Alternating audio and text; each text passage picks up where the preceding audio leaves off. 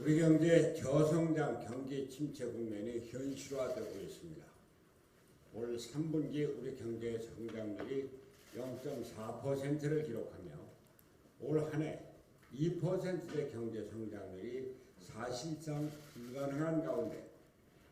불가능해진 가운데 지난 11일 아시아개발은행 ADB도 우리 경제 성장률 전망치를 2.1%에서 2%로 하향 조정했다고 합니다.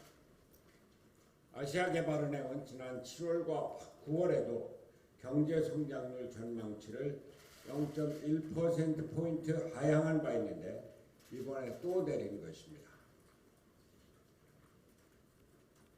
일자리 상황도 나아질 기미를 보이지 않고 있습니다. 지난 11일 발표된 11월 고용 동향을 보면 우리 경제를 이끌어야 할 40대의 고용률이 78.4%를 기록하며 전년 동기 대비 1.1%포인트 하락했습니다. 이는 지난 2009년 금융위기 이후 10년 만에 가장 큰 하락폭이며 22개월 연속 하락세라고 합니다. 임금 고용뿐 아니라 자영업도 폐업이 속출하고 있습니다. 언론 보도에 따르면 소상공인 시장진흥공단에서 진행하고 있는 자영업자 점포 철거 지원 사업의 수혜자가 올 10월까지 3,556명으로 작년 한 해 수혜자 636명에 비해서 약 5.6배 급증했다고 합니다. 경제는 시장에서 움직이고 일자리는 기업이 만듭니다. 우리 경제의 기업의 활력을 되찾아줄 특단의 대책이 필요한데 문재인 정부의 경제정책은 여전히 친노조 반기업 정책으로 일관하고 있습니다. 어제 대통령 직속 정책기획위원회는 혁신적 포용국가 미래비전 2045를 발표해서 법인세율 상향을 주장하고 나섰습니다. 또 정부의 친노조 정책으로 노조의 입김이 강해지다 보니 평균 연봉 1억 원에 달하는 현대자동차 노조원들이 작업 시간에 스마트폰 와이파이를 사용하게 해달라며 특근을 거부하는 웃지 못할 일이 벌어지고 있습니다. 이게 도대체 무슨 나라입니까? 지난 11일 정부가 기업들에게 1년 6개월의 계도 기간을 부여하는 주 52시간 근로제 시행 보완책을 발표하여 기업인들은 다소 숨통이 트였다고는 하지만 이는 임시방편에 불과합니다. 근본적인 문제는 문재인 대통령과 정부가 경제 철학을 여전히 바꾸고 있지 않다는 점입니다. 어제 대우그룹의 전 회장 김우중 회장의 연결식에 다녀왔습니다만 그분을 애도하는 전 국민의 마음 무엇입니까? 그분의 기업가 정신을 기리는 것입니다. 동남아, 중동, 유럽 등 전 세계로 뻗어나가는 세계화 정신. 세계는 넓고 할 일이 많다고 하는 이 정신이었습니다. 미래를 열어가는 개척 정신입니다. 감옥에 갔다 온 청년들을 대거 끌어들여서 기업에 취직시키고 세계로 내보내는 통합의 정신입니다. 제가 경기도지사 시절에 경기도의 모토를 세계 속의 경기도로 정했습니다만 그러면서 투자를 유치하고 외자를 유치하는 기업을 돕는 일을 했습니다. 우리가 일자리를 만드는 것이 아니라 기업이 일자리를 만든다는 생각으로 규제를 완화하고 인프라 건설을 도와줬습니다. 다시 말씀드리지만 경제 철학을 시장 중심, 기업 중심으로 바꾸지 않고서는 경제가 살아날 수가 없습니다. 문재인 정부는 제발 기업이 경제의 주체가 될 수 있도록 경제 환경을 바꿔주시기 바랍니다. 문재인 대통령의 전향적인 자세를 다시 한번 촉구합니다. 말씀만 더 드리겠습니다. 여야의 대립이 또다시 극한으로 치닫고 있습니다. 오늘 더불어민주당이 국회 본회의 개회를 요청해서 선거법 개정안 등 패스트트랙 법안과 민생 법안을 처리하고 하겠다고 밝힌 것에 대해서 자유한국당은 필리버스터로 맞서겠다고 나서고 있습니다. 제가 이정미 대표와 함께 행한 단식으로 연동형 비례대표제가 도입이 합의된 지 1년이 다 돼가는데 아직도 선거제 개혁이 불투명하고 여야는 극한 내림만을 계속하고 있습니다.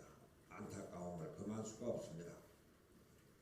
연동형 비례대표제를 목숨을 걸고 반대하겠다고 하는 자유한국당 보수세력 각성해야 합니다. 우리 국민이 정치 개혁을 요구하고 있습니다. 다당제와 합의제 민주주의의 제도화가 시대 정신입니다. 역사의 흐름을 거슬러서 대한민국을 어떻게 이끌겠다는 것입니까? 대안 없이 무조건 반대만 하면서 어떻게 나라를 이끌겠다는 겁니까? 제발 나라 좀 생각해 주십시오. 당파적 이득만 챙기지 말고 나라와 국민을 먼저 좀 생각해 주십시오. 집권 여당인 더불어민주당도 마찬가지입니다. 작년 12월에 연동형 비례대표제 도입을 합의하지 않았습니까? 그런데 이제 와서 의석 한두 석을 더 얻어보겠다. 준연동형이다. 아니 준연동형이다. 이제는 그것도 모자라서 비례대표의 절반만 연동형을 적용했다고 소위 갭을 씌우겠다고 합니다. 비례성과 대표성을 강화하는 선거제도 한 생각이 없다는 얘기입니다. 민심을 제대로 반영하는 선거제도를 만들 생각이 없다는 얘기입니다. 아니 문재인 대통령과 문희상 국회의장도 연동제 비례대표제 도입을 지지하지 않았습니까? 집권 여당이 어떻게 당장 눈앞의 표에만 매달립니까? 그럼 나라가 엉망이 되는 겁니다. 연동형 비례대표제를 제대로 하려면 의석수 중원이 불가피하다는 것이 학계 전문가와 시민사회 언론들의 의견이었습니다. 그런데 더불어민주당은 국민 여론이 의원수 중원에 반대한다고 꿈쩍도 안 하고 있습니다. 여당의 지도부는 확고한 의지를 갖고 국민을 이끌어야 한다는 생각을 해주시기 바랍니다.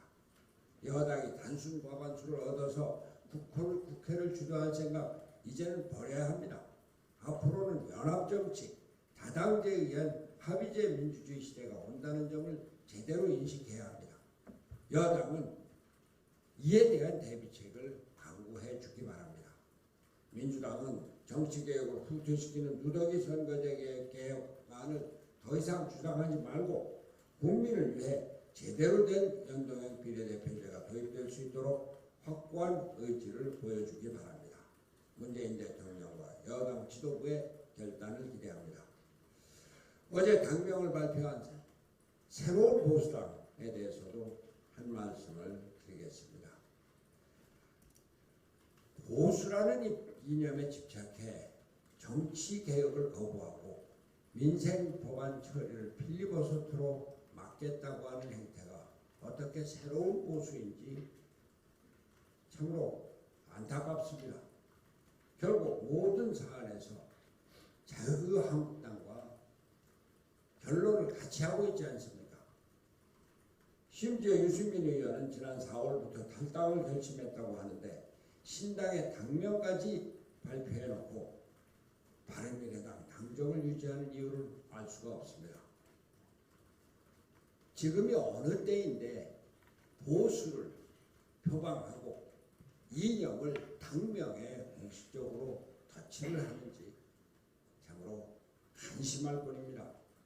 그러나 이제 뭐 그렇게 하겠다고 하니까 자유한국당의 통합을 염두에 두고 창당 작업을 하는 모습 이것이 그대로 보이고 안타깝습니다만 이제는 본색이 드러난 만큼 뭐 안철수 대표가 언제 합류할 것이다 이러한 궁색한 변명 마시고 떳떳하게 처신하기 바랍니다. 우선 당적부터 정리하십시오.